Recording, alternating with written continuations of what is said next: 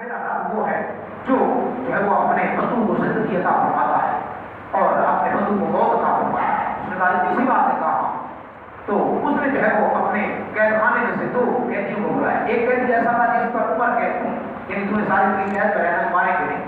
دوسرے کے اوپر سزائے موت تھی, یعنی کسی دن تمہیں جو ہے وہ تخت دار پر لٹکایا جائے. اب جو بندہ عمر قید میں تھا اس کو کھڑا کیا 7 منزل کا, جس کے لیے عمر قید تھی اس کو مار دیا, جس کے لیے سزائے موت تھی جس نے مرنا تھا اس کو رہائی دے دی. کہا یہ تو میں بھی کر سکتا ہوں, اب جس کے لیے موت کا فرمانا تھا میں نے کینسل کر دیا, لہٰذا میں نہ ہوں. جب حضرت ابراہیم علیہ السلام نے اس کا یہ انتہائی جب وہ فاسد سا جواب سنا تو آپ فرماتے ہیں کہ میرا رب وہ ہے جو مشرق سے سورج کو طلوع فرماتا ہے اور مغرب میں غروب فرماتا ہے. اگر تو خدائی کا دعویٰ کرتا ہے تو سن, ارے تو مغرب سے سورج کو جو ہے وہ نکال کے دکھا, میں تمہیں اپنا رب اور اپنا جو ہے معبود سمجھتا ہوں. اور چونکہ وہ کر نہیں سکتا تھا وہاں سے مبہوت ہو گیا, لاجواب ہو گیا. اب جب بندہ لاجواب ہوتا ہے, جب بندے کے پاس علمی طریقہ ختم ہو جائے, اس کا اگلا بار جو ہے وہ دشمنی ہوتی ہے, تو سائنسی قدر اس نے اپنے تمام لوگوں کو کہا کہ جاؤ جلدی کرو, جتنے بھی جیلوں میں قیدی تھے سب کو چھٹی دے دی. کہا تمہاری قید معاف ہے, کیا کرنا ہے؟ فرمایا لکڑیاں اکٹھی کرو, ایک بڑے سے میدان میں آگ کا اڑاؤ تیار کرنا ہے اور ہم نے اس ابراہیم کو جو اپنے رب کا پیغام دیتا ہے ہم نے اس کو جو ہے وہ جلانا ہے. تو سائنسی قدر ابراہیم علیہ السلام کے لیے آگ جلائی جانے لگی, دنوں تک آگ پھیلائی گئی, لوگ جو ہے وہ لکڑیاں آتے رہے, لے کر آتے رہے, وہاں جمع کرتے رہے. اب آگ جب لگ گئی تو آگ کو اس کے اندر کیسے ڈالا جائے, کیونکہ آگ کا جو ہے وہ آگ کی شدت بہت زیادہ تھی, حرارت گرمی زیادہ تھی, قریب پہنچ جائے, کیسے پھینکا جائے. ایک بندے نے جو ہے وہ اپنی طرف سے ایک مشورہ دیا کہ ایک مشین بنائی جائے جس میں جنیب کہا جائے گا بعد میں, تو ایک مشین بنائی جائے جس میں بٹھا کر جو ہے وہ دور سے پھینکا جائے تو یہ درمیان میں چلے جائیں. اللہ رب العزت نے حضرت ابراہیم علیہ السلام کی اس پہلے دشمن کو جو ہے وہ سزا یہ دی, فرمایا کہ اے میرے فرشتوں اس کو ابھی زمین میں دھنسا دیا جائے, اور پھر دھنسانے کے بعد فرمایا قیامت تک اس بندے پر یہ عذاب رہے گا کہ اس بندے کو زمین میں دھنسایا جائے گا, جب دھنس جائے گا پھر اٹھایا جائے گا, پھر دھنسایا جائے گا, قیامت تک اس کے ساتھ ایسا ہوتا رہے گا, کیونکہ اس نے میرے پیارے بندے کے ساتھ منافقت دکھائی. پتہ چلا کہ اگر اس کے پیار کے ساتھ بندہ منافقت کرتا ہے تو پھر رب کی بارگاہ میں بھی بندہ جو ہے وہ قابل احترام نہیں ٹھہرتا. اگر اس کے پیار کے ساتھ میں یہاں پر ایک اور بات بھی کرتا چلوں, حضرت غریب آقا صلی اللہ علیہ وسلم نے فرمایا کرکٹ یہ چھپکلی جو ہمارے دیواروں پر ہوتی ہے, بعض نے لکھا ہے اس کے بارے میں, اور بعض نے کہا کہ چھپکلی کی صورت کرکٹ ہوتا ہے تو رنگ تبدیل کرتا ہے. یہ حضرت ابراہیم علیہ السلام کے لیے جب آگ جلائی جانے لگی تو یہ وہاں آ کر پھونک مارتا تھا, تو حضور صاحب نے فرمایا جو بندہ اسے پہلی چوٹ میں مارے گا اللہ رب العزت اس کو 100 نیکیوں کا ثواب عطا فرمائے, 100 نیکیاں اس کے نام اعمال میں. تو صحابہ نے دستے سوال دراز کی, یار وجہ کیا ہے؟ فرمایا یہ ہمارے پیارے جد امجد جد الانبیاء حضرت سیدنا ابراہیم علیہ السلام کی جلائی جانے والی آگ پہ پھونک مارتا تھا. پتہ یہ چلا کہ بندہ اگر نبی کی دشمنی میں آ جائے تو پھر کائنات میں اسے جینے کا حق نہیں ہے. اسی طرح حضرت پیر کرم شاہ رضی رحمۃ اللہ علیہ, آپ جو ہے وہ سیاہ نبی شریف کے اندر ایک بڑا خوبصورت واقعہ فرماتے ہیں. آپ فرماتے ہیں حرم شریف کے اندر جو کبوتر ہیں, آپ حاجی حضرات گئے ہیں جنہوں نے دیکھا ہے وہاں کبوتر گھومتے ہیں, فرمایا یہ کبوتر کون سے ہیں؟ فرمایا یہ کبوتر ان 2 کبوتروں کی نسل میں سے ہیں. جب ہجرت کی رات حضور نے صلی اللہ علیہ وسلم اور صدیق اکبر غار ثور میں گئے تھے اور ابو جہل پارٹی پیچھے پہنچ گئے تو ان کو حکم ہوا جلدی کرو, تم نے آج تک کئی مہینے لگا کر گھونسلہ بنایا ہوگا لیکن چونکہ اب میرا یار آ رہا ہے, اب چونکہ پہلے داری میرے یار کی کرنی ہے لہذا اب کرنا کیا ہے, جلدی سے پہلے گھونسلے کو بنانا ہے. تو فرمایا کہ حضور کی ڈیوٹی دیتے ہوئے غار ثور پر انہوں نے جلدی سے گھونسلہ تیار کیا. اللہ نے ان کو انعام یہ عطا فرمایا, تیسرا فرماتے ہیں نبی شریف کے اندر انعام یہ عطا فرمایا کہ بندہ اگر رسول کی دشمنی میں آئے تو اسے کہا کہ مار دیا جائے, ان کا ثواب ملے گا, لیکن اگر بندہ محبوب کی نوکری میں آ جائے فرمایا قیامت تک تمہاری جسم کو بھی زندہ رکھا جائے. ہے نا جو ہے وہ انتہائی منافع والا سودا. حضرت ابراہیم علیہ السلام کے لیے آگ کا جو ہے وہ چکھا جلا, وہ بڑا سا الاؤ جلا دیا گیا, تینوں تک آگ پھیل گئی, لوگوں کو جو ہے وہ دکھایا جانے لگا, ایک جگہ پر جمع کر دیا گیا, مشین میں جو ہے وہ بٹھایا جانے لگا. حضرت سیدنا ابراہیم علیہ السلام آ جاتے گوریوں کے سردار.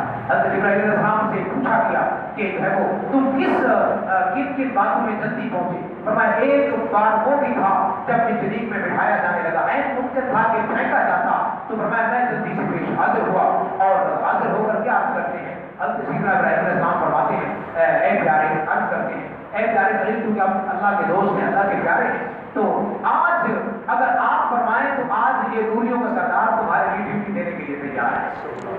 اب سبحان اللہ بولے.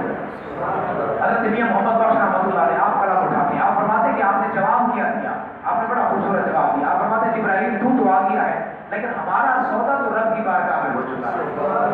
حضرت میاں محمد بخش رحمۃ اللہ علیہ فرماتے ہیں جنہ دکھا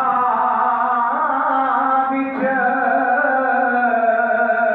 میرا سونا راضی تے میں سکھ بنا تو وارے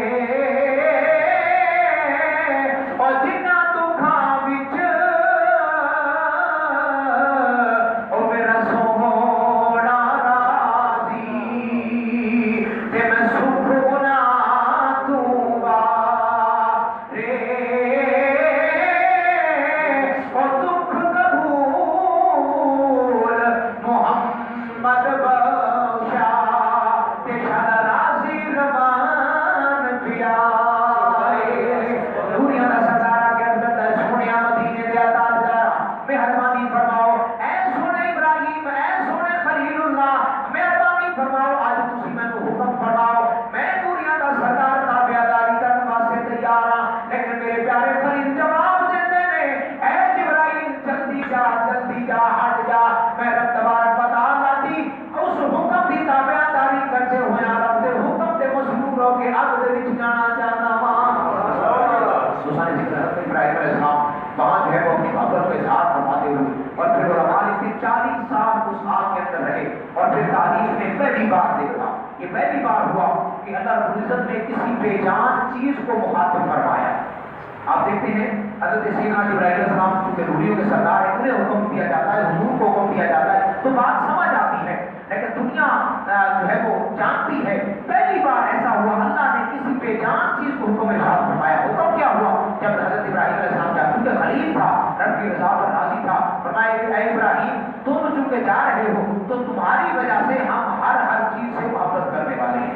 اللہ رب العزت نے قرآن مجید میں اعلان فرمایا قلنا یا نار کونی برداً وسلاما علی ابراہیم.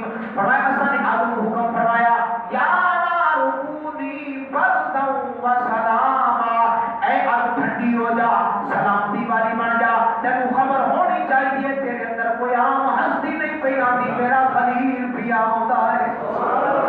پتہ چلا رب تبارک و تعالیٰ اگر اپنے پیارے نال پیار کرتے ہوئے ہم محبت اظہار کرتا ہے پھر لازمی نہیں کہ بے عقل چیز ہے, فرمایا اگر بے عقل ہوگے بھی صحیح اللہ ان عقل بھی عطا فرما دیتا ہے, شعور بھی عطا فرما دیتا ہے اور سنت کی طاقت بھی عطا فرما دیتا ہے. اور علماء باقاعدہ اس آیت کے ضمن کے اندر لکھتے ہیں اگر رب تبارک و تعالیٰ یہاں بردم و سلاما اگر صرف فرماتا کہ بردم ٹھنڈی ہو جا اور سلاما نہ فرماتا تو آگ اتنی ٹھنڈی ہو جاتی کہ اس ٹھنڈک کی وجہ سے حضرت ابراہیم علیہ السلام کو نقصان پہنچتا اور یہ سلامتی کے حفاظت نہ ہوتے تو پھر قیامت تک آگ تو جلتی رہتی لیکن آگ اپنے جلانے کے کام جو ہے وہ ختم فرما دیتی. لیکن تم نے فرمایا کہ اے آگ تو سلامتی والی بن جا, اور وہی آگ جو دلوں پر پھیلی ہوئی تھی کوئی پرندہ قریب سے گزرتا وہیں سے جو ہے وہ پھون کر کے اس کے اندر آ جاتا. لیکن جب حضرت ابراہیم علیہ السلام گئے اللہ رب العزت نے کرم فرمایا اپنے خلیل سے محبت کرتے ہوئے اسے جنت الفردوس جنت برین میں تبدیل فرما دیا.